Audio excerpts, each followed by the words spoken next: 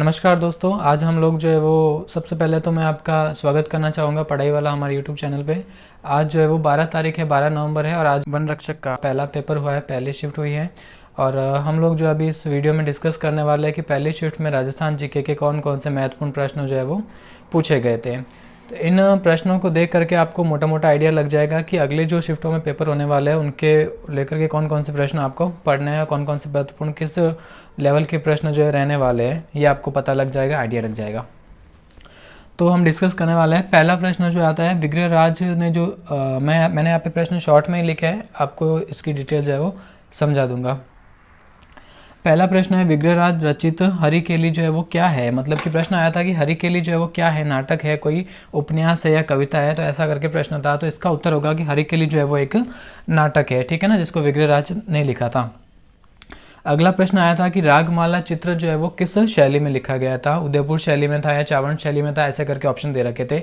तो अपने को पता होना चाहिए कि रागमाला जो चित्र है वो चावंत शैली का है। उसके बाद नेक्स्ट क्वेश्चन आता है कि पटेलिया, लालर, मुमल, बिचियो, ये सभी जो है वो क्या था। ऑप्शन अलग अलग दे रखे थे, तो आप सभी को पता होना चाहिए कि ये जो है वो हमारे लोकगीत है। मुमल से देख के आपको आइडिया लग जाना चाहिए। नेक्स्ट प्रश्न आता है कि चार चौमा का शिव मंदिर जो है वो कहाँ पे है। तो आपने पढ़ा होगा कि ये जो है वो कोटा में स्थित है। इसके अलावा अगला प्रश्न है, आजम व जाजम प्रिंट जो है वो कहाँ की प्रसिद्ध थी। तो आप सभी को पता है कि आजम व जाजम प्रिंट जो है वो चित्तौड़ की प्रसिद्ध है, और चित्तौड़ में भी हम बात करें तो अकोला की प्रसिद्ध है। अगला प्रश्न था कि उदयपुर का विलय जो है वो कब हुआ था, इसमें तारीख पूछी गई थी। तो अपने को पता होना चाहिए 18 अप्रैल 1948 में जो है वो उदयपुर का विलय हुआ था, जब राजस्थान का एकीकरण हुआ था तब, और ये तीसरे चरण में हुआ था। अगला प्रश्न पूछा गया था कि खुंगाली आभूषण जो है वो कहाँ पहना जाता है। तो उसमें अलग अलग ऑप्शन दे रखे थे, तो अपने को पता होना चाहिए कि खुंगाली आभूषण जो है वो गले में पहना जाता है। उसके बाद नेक्स्ट प्रश्न था कि आगीबाण जो समाचार पत्र है वो किनके द्वारा संपादित किया जाता था। तो आगीबाण समाचार पत्र जो अपने को पता है जयनारायण व्यास का ये समाचार पत्र था। नेक्स्ट प्रश्न था कि प्राचीन भारत का टाटा नगर जो है वो किसे कहा जाता है। तो आपने पढ़ा होगा कहीं ना कहीं प्राचीन भारत का टाटा नगर जो है वो रेड है, जो टोंक जिले में स्थित है। अगला प्रश्न था फेंटा जो है वो क्या होता है। तो आप सभी को पता होगा फेंटा जो है वो सिर का जो एक वस्त्र होता है, जिसको हम पगड़ी कह सकते हैं, पुरुषों के लिए ये पहना जाता है। अगला प्रश्न आया था कि बीकानेर की स्थापना जो है वो कब की गई थी। प्रश्न था कि राव सिंह ने बीकानेर की स्थापना कब की थी। तो 1488 ईस्वी में की थी बीकानेर की स्थापना। अगला प्रश्न था कि भारतीय प्राचीन लिपिमाला, ये जो ग्रंथ है किसके द्वारा लिखा गया है। ये प्रश्न जो है वो वनपाल के एग्जाम में भी पूछा गया था और वन रक्षक के एग्जाम में रिपीट हुआ है।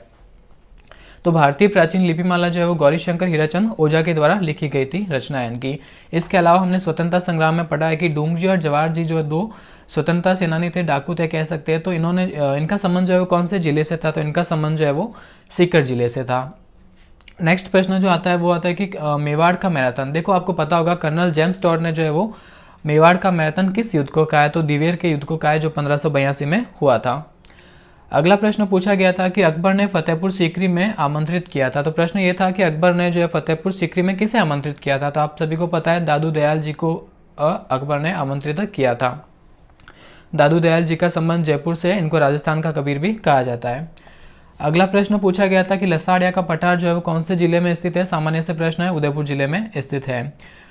अगला प्रश्न आता है लूनी नदी के किनारे स्थित मंदिर कौन सा था। अलग अलग मंदिर के ऑप्शन दे रखे थे, तो आपको पता है कि लूनी नदी के किनारे जो है मल्लीनाथ जी का मंदिर स्थित है, तिलवाड़ा बाड़मेर में।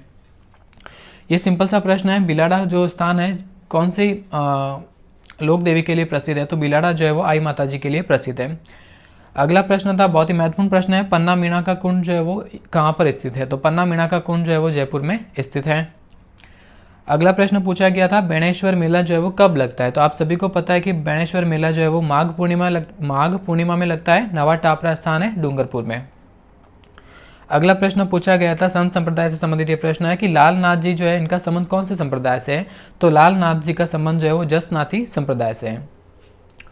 आगे बात करते हैं दोस्तों, तो ये जनजातियों से संबंधित प्रश्न पूछा गया था कि सासी जनजाति जो है मुख्यतः कौन से जिले में पाई जाती है। तो सासी जनजाति जो है वो भरतपुर जिले में पाई जाती है।